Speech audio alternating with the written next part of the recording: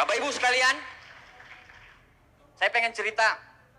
Tapi kalau Anda lihat picture ini, atau gambar ini, atau foto ini, itu adalah foto nyata yang diambil oleh fotografer Kanada beberapa detik sebelum ibu rusa ini dimangsa cita. Beberapa detik sebelum ibu rusa ini dimangsa cita. Ya, begitu sangat tenangnya dia menatap. Dia tatap. Alkisahnya, Pak, kenapa terjadi foto ini? Karena sebenarnya cita-cita itu pengen ngambil anaknya. Anaknya dua. Dia ngambil anaknya dua. Nah, dia lihat anaknya dalam kondisi terancam. Akhirnya ibu rusa ini menyerahkan dirinya untuk jadi santapannya si cita. Ini Sriwijaya Post loh yang bercerita ini. Ini one of the best photo of dekade apa gitu. Pokoknya peraih foto terbaik satu dekade di Jepang. Nah, ceritanya, di balik cerita itu luar biasa. Ibu ini merelakan dirinya, ibu rusa ini merelakan dirinya dengan tenang dia melihat ke depan. Dan dia memastikan kalau anak-anaknya udah aman di sana. Makanya pas dia mati, ini beberapa detik sebelum mereka mangsa. Bapak Ibu sekalian, sebagai manusia biasa nih, apa yang sudah kita korbankan untuk keluarga kita? Apa yang sudah kita berikan kepada keluarga kita? Tidak perlu nyawa, Pak. Tapi bagaimana mereka bisa sandang, pangannya, papannya mereka terpenuhi semua. Tanpa mereka merasa kesusahan. Makanya di bisnis ini, langkah pertama, 95% dibangun dengan impian. Jadi impiannya dikuatin. Impiannya dikuatin, Pak.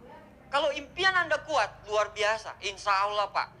Teknis 5% itu akan berjalan dengan sendirinya. Yang penting Anda impiannya. Anda jatuh, Anda bangkit lagi, Anda jatuh, Anda bangkit lagi, Anda jatuh, Anda bangkit lagi, Anda jatuh, Anda bangkit lagi, Anda jatuh, Anda bangkit lagi. Tidak usah takut. Rusa aja tahu bagaimana mengorbankan dirinya untuk anak-anaknya. Apalagi kita. Bapak Ibu sekalian, saya menjalankan bisnis ini untuk dua orang ini. Ini bapak saya, ibu saya. Ini foto paling baru ya. Foto terbaru. Abdi Suardin senior. Orang paling saya banggakan, orang yang saya paling saya puja lah, bapak saya ini. Ini luar biasa, luar biasa, luar biasa. Saya belum pernah lihat bapak saya menangis, kecuali waktu saya terima mercy kemarin. Bapak saya itu saya ibaratin kayak Tenzin Norgay-nya Edmund Hillary. Jadi kalau Anda tahu ceritanya, kalau Anda yang Anda tahu itu cuma orang yang di sebelah kanan. Si Edmund Hillary-nya yang Anda tahu. Kalau dia pendaki nomor 1, pendaki pertama Mount Everest di dunia. Ya kan? Tapi orang nggak pernah tahu ceritanya si Tenzin Norgay-nya ini. Orang nggak tahu Tenzin Norgay. Tenzin Norgay ini siapa? Mereka kan berdua naik dan berdua nyampe. Tapi nomor 1 Edmund Hillary, nomor 2 si Tenzin Norgay kan? Tapi Anda tahu tidak? Harusnya si Tenzin Norgay-nya ini yang nyampe duluan. Kenapa? Karena jarak antara Tenzin Norgay sama si Edmund Hillary itu 10 meter. Kenapa harus si Tenzin Norgay di atas? Karena dia pemandunya Edmund Hillary. Dia pemandunya Edmund Hillary. Harusnya pemandu nyampe duluan kan? Harusnya pemandunya nyampe duluan. Tapi 5 meter sebelum puncak, dia bergeser ke kiri.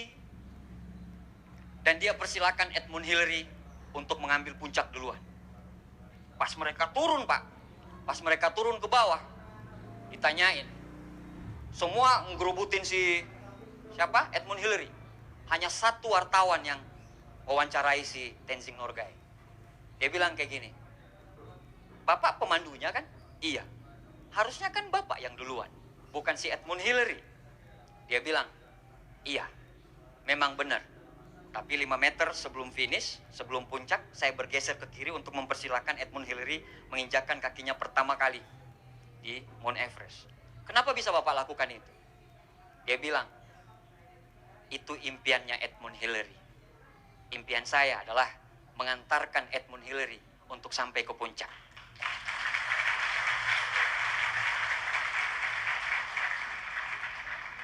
Next. Bapak Ibu, inilah Tenzin Norgay saya. Dari bapak saya belajar arti kesetiaan. Dari bapak saya belajar bagaimana caranya bekerja keras. Dari bapak saya belajar bagaimana berkorban untuk keluarga. Ini Tenzing Norgay saya. Bagaimana dengan Anda? Pak, kalaupun harus nyawa saya serahin untuk mereka berdua, saya lakuin. Apalagi cuman kerja keras, apalagi cuman hancur lebur. Kecil dibandingkan dengan senyum mereka.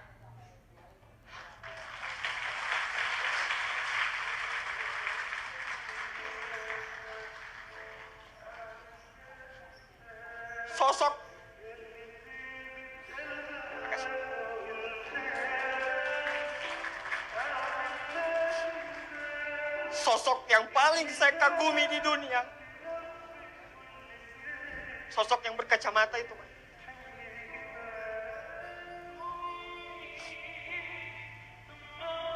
Waktu saya sudah sukses seperti sekarang, Pak, kalau saya pulang Palu, dia siap mendengarkan saya berapa jam pun saya cerita. Karena dia suka sekali mendengarkan saya. Dan memang mama bilang dari dulu memang papa seperti itu. Kalau kamu pulang dari sekolah, papa selalu suka dengerin. Dan memang luar biasa sekali ini orang, Pak. Saya bangga sekali, walaupun kami miskin gitu, saya bangga sekali lahir jadi anak kandung dari beliau. Kalau bapak saya kemarin, Pak, ulang tahun pernikahan mereka. Mungkin sebagian ada yang tahu. Saya beliin rumah harga 500 juta, Pak, untuk mereka cash.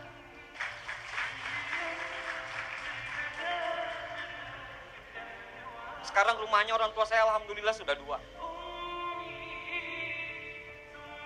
Apapun, Pak. Capek miskin, Pak. Capek. Lihat orang tua bertengkar cuman gara-gara masalah uang, capek. Kalau saya bisa mengibaratkan bapak saya ini Tenzing Norgay saya, sosok bidadari paling cantik di dunia ini. Saya tidak bisa mengibaratkan beliau dengan apa-apa.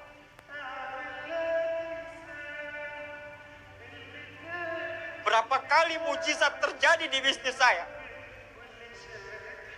Pada saat saya telepon beliau lagi tahajud. Waktu saya terima mobil 2006, Pak. Saya masih new 8. Baru 2 bulan saya jadi bintang 8 pada saat itu. Dan saya pengen ngejar mobil. Diumumkan 7 terakhir. Terakhir banget nama saya. Saya bilang, Ma, doain saya, Ma, terima. Mama bilang, dalam tahajud Mama, namamu yang Mama sebutin.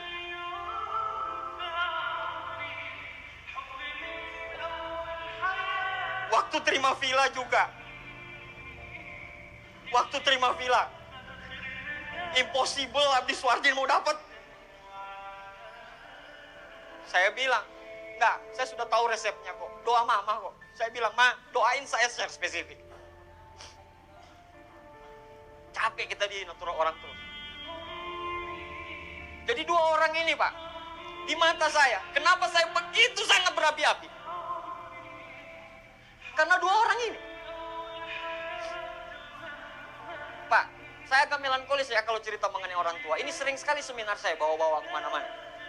Tapi tiap ngobrolin ini, nggak tahu kenapa, Pak. Anda mungkin belum pernah ngerasain susah banget. Ngantarin mama, minjam duit ke orang lain. Anda lihat dengan mata kepala Anda sendiri, mama Anda ditolak di depan Anda. Saya pernah rasakan itu, Pak. Sakit. Habis semangat sekali. Iyalah, Pak. Saya mau berjuang untuk melawan kemiskinan kok. Saya mau memutus mata rantai kemiskinan di keluarga kami kok. Saya anak pertama. Orang bilang kalau anak pertamanya sukses, insya Allah adik-adiknya pasti juga sukses. Apapun pekerjaannya saya ladenin. Kalaupun saya harus jatuh 1000 kali, saya akan jadi 1000 kali bangkit. Demi siapa? Demi mereka berdua. Demi mereka berdua. Hari Rabu kami balik lagi, Pak. Sebelum lebaran kami ke sana. Besok saya bawa anak cucu-cucunya untuk ke Palu lagi. Sana lagi kita. 1 bulan 1 kali. Kalau enggak bapak yang datang, saya yang ke sana. Bapak yang datang, saya ke sana. Saya ngelihat mereka luar biasa sehat sekali. Doakan orang tua kita semua bisa sehat, bahagia, dan bisa melihat anaknya sukses 2-3 tahun yang akan datang.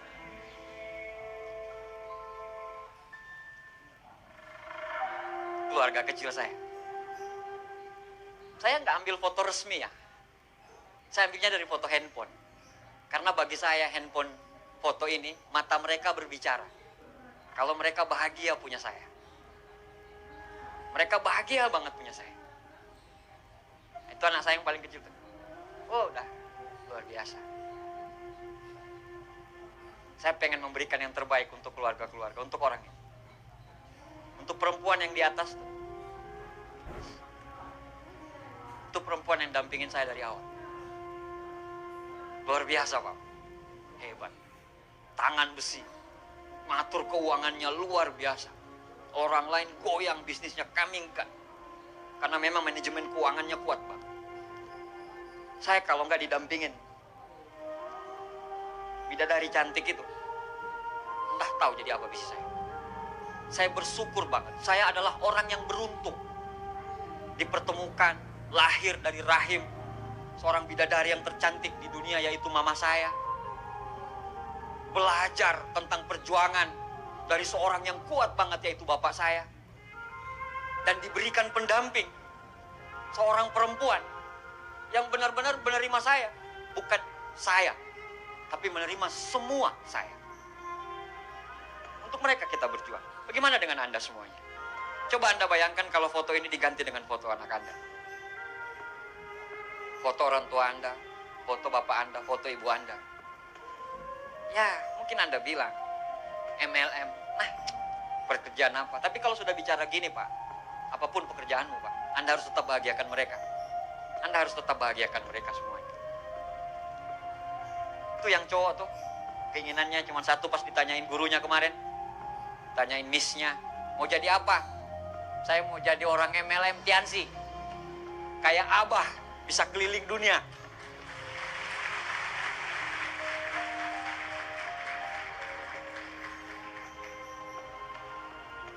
Waktu nikah, saya bilang sama istri saya, kalau kita uangnya udah banyak dan kita sukses di Tiansi, kita akan kuliahkan anak-anak kita di luar negeri. Insya Allah, anak-anak saya ini saya udah siapin dari sekarang. Target utamanya London yang pertama. Kami akan kuliahkan mereka ke London. Kalau enggak, ya Australia lah. Yang pasti, jangan seperti bapaknya lah. Kosan nobaden, nggak ada motor. Saya pengen ada grade kenaikan lebih tinggi. Yang laki-laki itu namanya Gaza Langgai, generasi Suardin. Yang perempuan namanya Gazia Nagaya, Cintania Suardin. Keluarga Suardin, Suardin bersaudara. Perempuan yang di atas itu yang ibunya anak-anak itu. Ya, itu namanya Ana Irawati. Kami punya keluarga yang luar biasa. Makanya saya bilang, saya beruntung, Pak. Begitu juga dengan Anda. Anda juga beruntung. Sudah ditawarkan bisnis ini. Cuman persoalannya adalah, tidak akan ada sebuah perubahan hidup tanpa adanya perubahan. Andanya yang harus berubah dulu. Yakini dirimu, kalau kamu harus berubah. Setelah kamu yakini kamu bisa berubah, insya Allah semua jalan akan lapang di depan jalan. Bapak Ibu, semua gembok di dunia ini itu diciptakan dengan kuncinya. Semua masalah di dunia ini diizinkan oleh Allah untuk masuk ke kehidupan kita. Semua dengan semua solusinya. Kita punya 1000 macam masalah, tapi Allah punya 1001 macam solusinya. Anda jalanin, selesaikan masalah Anda, ambil masalah yang lebih dekat lagi. Selesaikan masalah Anda, ambil masalah Anda lagi. Selesaikan masalah Anda, ambil masalah Anda. Selesaikan masalah Anda, ambil masalah Anda. Selesaikan terus, selesaikan terus, selesaikan terus, selesaikan terus. Tanpa Anda sadari, Anda sudah berada di puncak kesuksesan.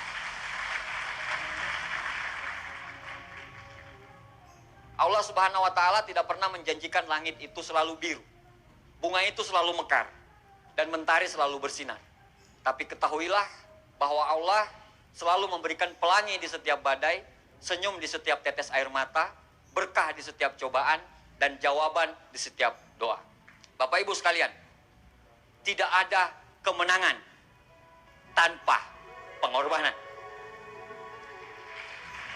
Untuk hidup yang seimbang dibutuhkan ketidakseimbangan. Untuk melihat pelangi, Anda butuh melalui badai. Untuk melihat bintang yang terang sekali, Anda harus siap melihat gelapnya malam. Karena dengan adanya gelapnya malam, bintang Anda bisa bersinar. Untuk melompat lebih tinggi, Anda harus siap jongkok lebih ke bawah. Kalau sekarang Anda, bagi yang member, kalau sekarang Anda punya masalah semuanya, Bapak Ibu, semua orang punya masalah. Semua orang punya perangnya masing-masing. Anda punya perang, Anda berperang dengan kehidupan Anda. Anda berperang dengan masalah Anda. Saya juga berperang dengan masalah saya. Kita punya masalah, kita punya perang masing-masing. Itu yang kita selesaikan masing-masing. Tidak usah takut, karena kita punya Allah yang maha besar. Kalau kita yakini kita Tuhan itu maha adil lagi maha penyayang, harusnya kalau kami bisa, insya Allah 2 tahun ke depan, 3 tahun ke depan, Anda pun pasti bisa, Bapak Ibu sekalian. Bapak Ibu sekalian, lebih baik hidup 1 tahun sebagai seorang serigala daripada hidup 1000 tahun sebagai seorang domba.